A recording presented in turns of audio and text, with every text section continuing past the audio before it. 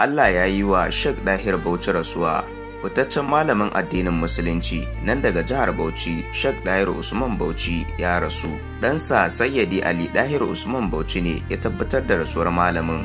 Ya ce sun karɓi wannan kaddara tare da godewa Allah bisa rayuwar da malamin ya yi. Tabbas Sheikh ya koma ga mahaliccinsa, daga Allah muke kuma gare shi za mu koma, cewar Sayyidi.